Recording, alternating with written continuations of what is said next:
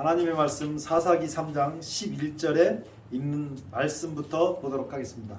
그 땅이 태평한 지 40년에 그나스의 아들 온니엘이 죽었더라. 이스라엘 자손이 또 여호와의 목전에 악을 행하니라. 이스라엘 자손이 여호와의 목전에 악을 행함으로 여호와께서 모압 왕 에글론을 강성케 하사 그들을 대적하게 하시매 에글론이 암몬과 아말렉 자손들을 모아가지고 와서 이스라엘을 쳐서 종려나무 성읍을 점령한지라. 이에 이스라엘 자손이 모압 왕 에글론을 18년을 섬기니라. 아멘. 온니엘이라고 하는 위대한 사사가 40년 동안 이스라엘 자손들을 신앙으로 잘 이끌었어요. 그런데 이 온니엘이 죽고 제대로 된 후계자가 세워지지 않은 상태에서 이스라엘 백성들이 다시 하나님 앞에 악을 행했다고 성경은 기록하고 있어요. 이스라엘 사람들이 하는 대부분은 악행은 우상 숭배였어요. 하나님이 계심에도 불구하고 누구를 섬겼냐면 자기들이 그 쫓아냈던 주변에 있는 국가들이 섬기던 그 이상한 신들을 섬긴 것입니다. 천지 만물을 창조하신 하나님 대신 다른 신을 섬겼다고 하는 것은 굉장히 어리석은 짓인데 그렇게 한 거예요. 그랬더니 하나님께서 모압 왕 에글론을 강하게 해서 모압 왕이 그 주변에 암몬하고 아말렉 자손을 모아가지고 암몬하고 아말렉 자손을 모아가지고 와서 이스라엘 백성들을 친 거예요. 꼭 사단이 침공하러 올 때는 세 갈래로 쳐들어와요. 하나님 백성이 쳐서 나갈 때도 세 갈래로 쳐 나가는 거죠. 이렇게 3대3의 싸움을 벌인다고요. 하나님의 3위가 있으면 사단의 3위가 있어가지고 싸움을 꼭 이렇게 하는 거예요. 이때 하나님께서 이스라엘 백성들이 하나님께 부르짖으니까 한 사람을 세워요. 그 사람이 왼손잡이 에훗이에요. 왼손잡이 에훗도 예수님을 상징한 사람이었을까? 오늘 그게 주제예요.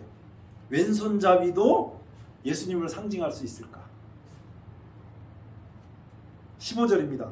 이스라엘 자손이 여호와께 부르짖음에 여호와께서 그들을 위하여 한 구원자를 세우셨으니 그는 곧 베냐민 사람 게라의 아들 왼손잡이 에훗이라. 여기에서 베냐민은 야곱의 막내 아들이었어요. 12번째 아들이죠. 이 베냐민이라는 말 뜻은 오른손의 아들. 그런데 오른손의 아들이 베냐민 사람들이 전쟁에 능한 사람들이 많거든요.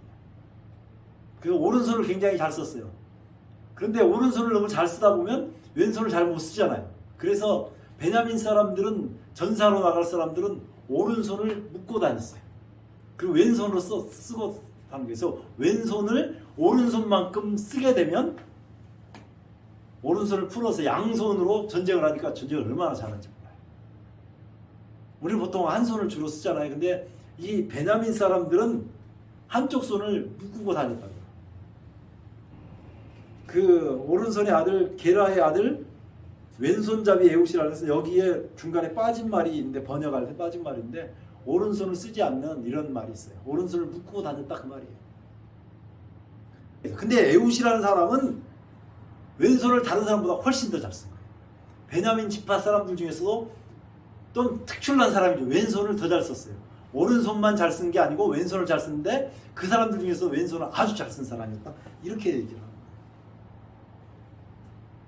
이스라엘 자손이 그를 의탁하여 모압 왕 에글론에게 공문을 바칠 때에 에훗이 장이 한 규빗 되는 이만한 길이가 한 규빗이에요. 여기서부터 여기까지, 여기서부터 여기까지 길이가 한 규빗이에요. 그 한 규빗이 되는 좌우에 날선 칼을 만들어서 우편 다리 옷 속에 차고 주로 오른손을 쓰기 때문에 왼발에다가 칼을 차고 갔어요. 암살하려고 보면. 왼다리를 검사를 했는데 오른다리 검사를 잘 안 했단 말이에요. 오른발에다가 왼손잡이, 왼손을 잘 쓰는 사람이라 왼발에다가 여기다가 이 칼을 딱 숨겨가지고 가져간 거죠.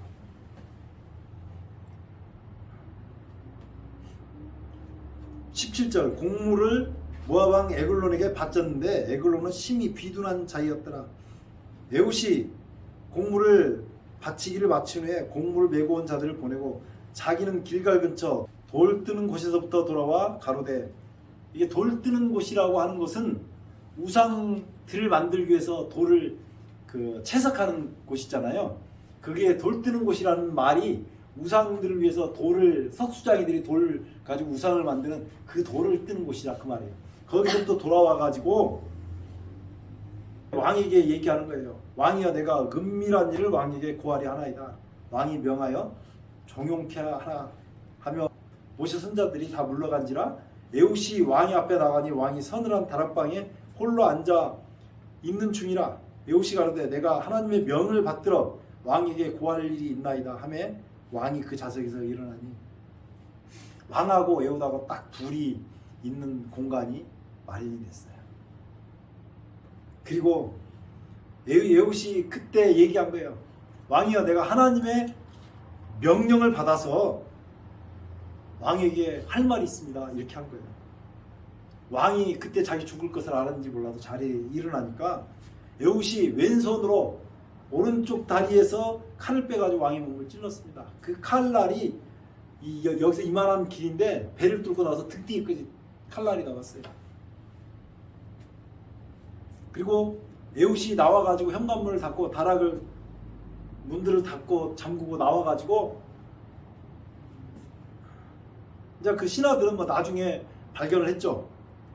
그리고 이스라엘 백성들한테 가가지고는 이스라엘 백성들을 모아가지고 이 모압 사람들을 치러 와요. 그래서 거기에서 1만 명을 쳐 죽입니다. 그리고 이 에훗이 이스라엘 백성들을 구한 다음에 30절 보면요, 그날에 모압 사람이 이스라엘을 수하에 항복하며 그 땅이 80년 동안, 몇 년 동안요? 80년 동안 태평하였더라. 에훗이라는 사람이 예수님을 상징하는 사람으로서 이스라엘 백성들을 구원한 다음에 80년 동안 이스라엘 백성들이 평안했어요. 이 사사기에 보면 가장 오랜 기간 태평한 시간이 에훗이 사사로 있었을 때예요. 그러니까 에훗이 20살에 만약에 지도자가 됐다면 100살에 죽은 거고, 만약에 50살에 에훗이 이스라엘 백성들을 구원했다 그러면 130살까지 산 거예요. 근데 130살 될 때까지 살았을지 100살까지 살았을지 모르지만 100살 됐어도 늙은 사람이잖아요. 그럼에도 불구하고 하나님의 사람이 있는 곳에는 누가 쳐들어오지 못해요? 네, 사단의 세력이 쳐들어오지 못해요. 자, 이 에훗이 예수님을 상징하는 사람이었을까? 우리가 항상 성경을 읽을 땐 이런 걸 봐야 돼요. 에훗이 혼자 돌아와서 누구를 잡았습니까? 예, 모압 왕 에글론을 잡았잖아요. 우리가 사무엘상 17장 한번 봐보실래요? 48절, 블레셋 사람이 일어나 다윗에게로 마주 가까이 올 때 다윗이 블레셋 사람에게로 마주 그 하울을 향하여 빨리 달리며 손을 주머니에 넣어 돌을 쥐어 물매로 던져 블레셋 사람의 이마를 치매 돌이 그 이마에 박히니 땅에 엎드려지니라. 블레셋 사람 골리앗의 이마를 돌로 던져서 맞춰서 골리앗이 쓰러졌단 말이에요. 그러니까요, 다윗이 골리앗의 칼을 빼가지고 칼을 가지고 골리앗의 목을 베요. 그리고 이 골리앗의 머리를 어떻게 했냐면 54절 보세요. 다윗이 블레셋 사람의 머리를 예루살렘으로 가져가고, 어디로 가져갔다고요? 예루살렘으로 가졌어요. 여기 나오는 이 골리앗도 아까 에글론 모압왕 에글론도 이게 사단을 상징하는데, 골리앗도 뭘 상징해요? 이것도 역시 사단을 상징하는 거예요. 골리앗의 머리를 이제 어디다 갖다 해골을 묻었냐면 여기다가 묻었어요. 해골을 이렇게 그리나요? 여기 해골을. 근데 여기가 어디냐면, 가지고 갔다고 하는 표현은 54절에 다윗이 블레셋 그 골리앗의 해골을 들고 예루살렘까지 간 것은 성경에 기록되어 있는데, 성경에 그 이후에 골리앗의 머리를 어떻게 했다는 말이 나오지 않아요. 근데 이 골리앗의 머리를 학자들이 연구해 보니까 예수님이 어디에서 십자가에 매달리셨습니까? 네, 골고다. 그 골고다가 여기가 골고다인데 골고다라는 말이 골리앗의 해골이 붙인 곳이. 그래서 여기를 뭐라고 하냐면 해골이라고 이름을 붙인 거예요. 해골. 골고다라는 말이 해골이라는 뜻이에요. 누구의 해골이 여기 붙여 있어요? 사단을 상징하는 골리앗의 머리가 여기 붙여 있는 거예요. 여기에 예수님의 십자가가 골리앗의 해골을 뚫어서 사단을 쳐부신 것처럼 예수님이 여기에서 십자가에 매달리셔가지고 사단의 머리를, 이게 다 사단의 세력을 상징하는 언덕에서 골리앗의 사단의 머리를 꿰뚫어서 이겼다고 하는 것을 보여주는 거예요. 분명히 사람에게는 심판이 있으셔요. 하나님께서 거듭거듭 자비로 하나님의 아들을 내줘서 그 독생자가 이 땅에 오셔가지고 예수 그리스도의 십자가의 죽으심으로 말미암아서 사람을 구원하려고 했는데 사람이 그 사랑을 거듭거듭 거절하면 이제는 네가 원하는 대로 죽어라, 그렇게 하시는 거예요. 그걸 계시록 14절 한번 봐보세요. 또 내가 보니 흰 구름이 있고 구름 위에 사람의 아들 같은 이가 앉았는데 그 머리는 금 면류관이 있고 그 손에는 이한 낫을 가졌다. 날카로운 낫을 가진 그 예수님께서 심판의 칼을 휘두를 때 예수 그리스도를 믿고 영생을 약속으로 받은 사람들은 알곡으로 추수가 되고, 그렇지 않는 사람은 진노의 포도로 추수가 돼서 하나님의 진노의 포도들에 밟히는 역사가 여기에 나오고 있어요. 에글론 왕도 그런 사람이고 사단은 이미 그러기로 작정이 된 사람이에요. 계시록 17장에 보면 이런 말이 있어요. 17장 8절에 내가 본 짐승은 전에 있었다가 시방은 없으나 장차 무적행으로부터 올라와 멸망으로 들어갈 자니 라고 나와요. 무적행에 들어가는 존재는 유일하게 사단이 유일해요. 무적행에 들어가는 건 계시록 5 얘기는 20장에 나오는데, 자 보세요. 계시록 20장 1절에 또 내가 보면 천사가 무적의 열쇠와 큰 쇠사슬을 그 손에 가지고 하늘로서 내려와서 용을 잡으니 곧 옛뱀이요 마귀요 사단이라 잡아 1000년 동안 결박하여 무적에 던져 잠그고. 여기서부터 계시록 17장 8절에 있는 그 무적행으로부터 올라와 멸망으로 들어갈 그 존재는 사단이죠. 그런데 여기에 희한한 단어가 있는데 뭐가 없다 그래요? 내가 본 짐승은 전에 있었다가 뭐가 없으나 시방 없으나 이렇게 나오잖아요. 시방이 현재가 없다고. 현재가 없다고. 지금 우리는 현재 살고 있잖아요. 근데 현재가 없다는 말은 무슨 말이냐면 갈바리에서 골고다에서 예수님께서 십자가에 못 박히시면서 이 사단의 머리에다가 사단은 이미 현재가 없어져 버려요. 지금 사단이 존재하고 있지만 그 존재는 이미 끝난 존재예요. 그래서 하나님께서 오시면 사단을 심판 없이 그냥 유황불에 집어넣는다고요. 뭘 신원한다고. 하나님 백성을 신원한다는 게 하나님 백성을 위해서 바로 이렇게 보복한다라고 얘기하는 거예요. 그래서 시방이 없다고, 현재가 없다고 하는 거예요. 그럼 우리가 마귀 존재에 두려워 떨 필요가 없어요. 왜냐하면 존재가 없는 존재다 그 말이에요. 하나님 앞에서 사람이 선악과를 먹고 존재가 없어진 것보다도 더 비참하게 존재가 없어요. 그래서 하나님의 법 앞에 우리가 율법을 지키냐 안 지키냐 이렇게 많이 하지만 그게 아니라 하나님 법 앞에 딱 쓰면 가장 힘을 못 쓰는 존재가 누구예요? 사단이에요. 왜냐하면 죄가 가장 많기 때문에. 그 자체가 죄거든요. 죄를 뭐냐고 정의할 때 많은 정의들이 있는데 그 중에 하나가 뭐냐면 죄는 사단이다, 이렇게 정의할 수가 있어요.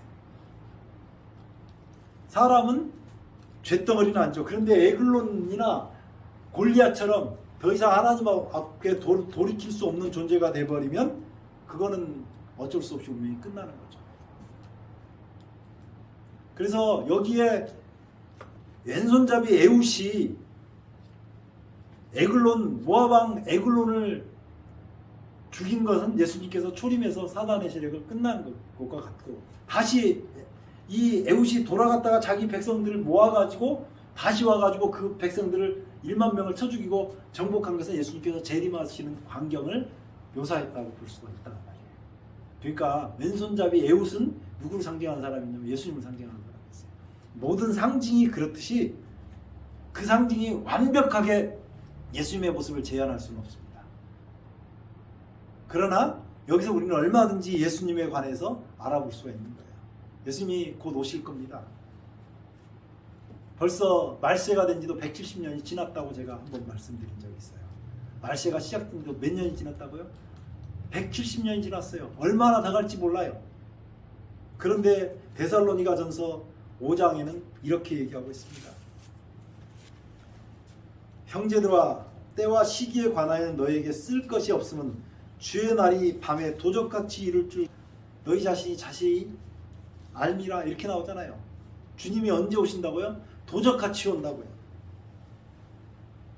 자기들의 왕이 방 안에서 뭐 발을 가리운다, 밖에서 기다리던 사람들은 언제 왼손잡이 에웃이 군대를 이끌고 올지 몰랐지만 쳐들어왔을 때 다 죽은 목숨이잖아요.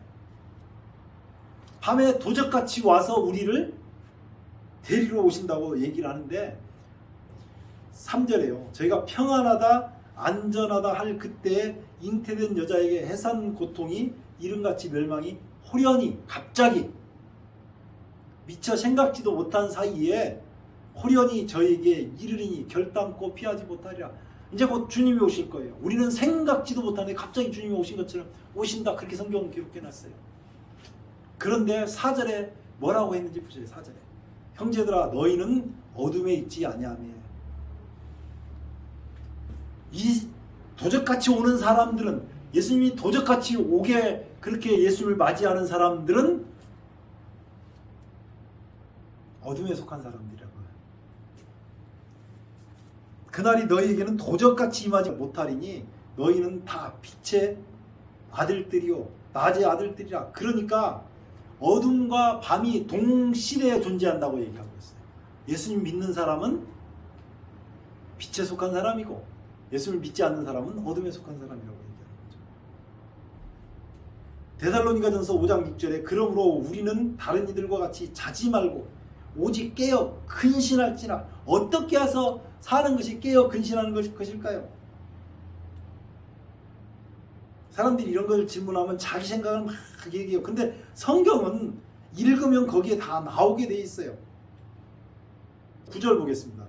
하나님이 우리를 세우심은 노하심에 이르게 하심이 아니요 하나님께서 진노하시는 그 심판대 앞에 우리를 세우신 것이 아니다, 그 말이에요.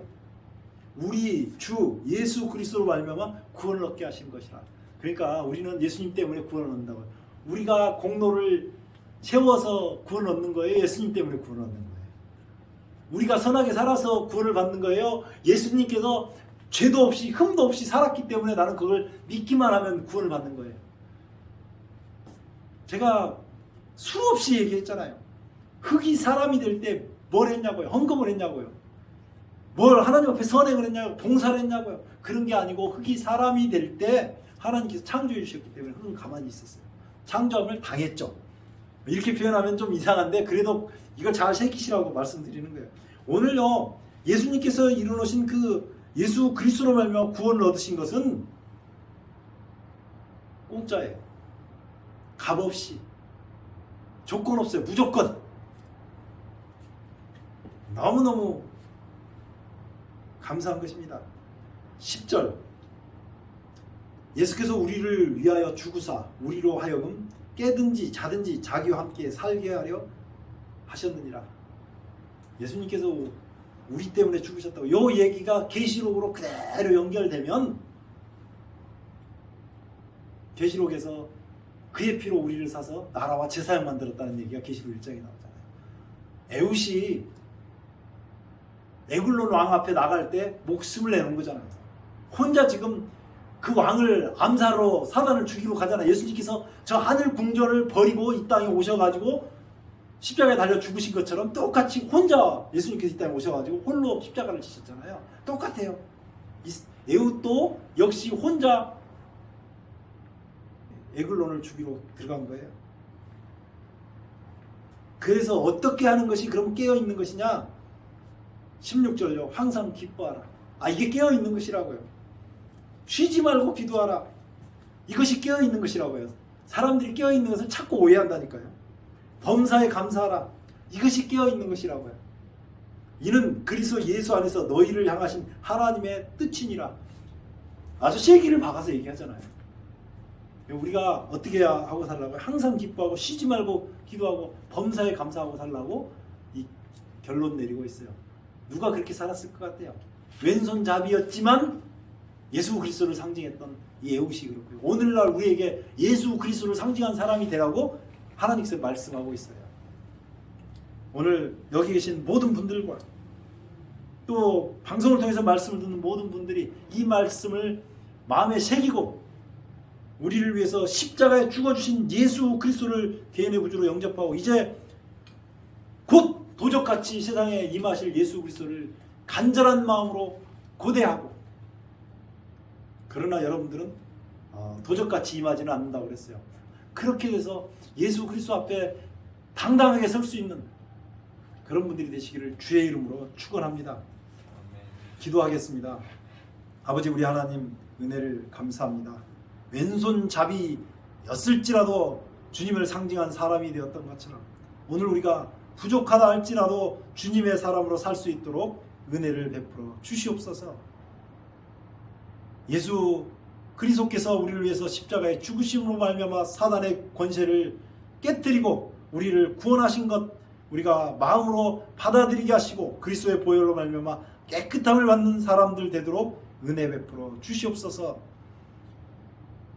코로나, 오미크론 이런 것들이 난무하는 시대에 그리스도의 보혈로 말미암아 그런 것들이 넉넉히 이겨질 수 있도록 은혜 베풀어 주시옵소서.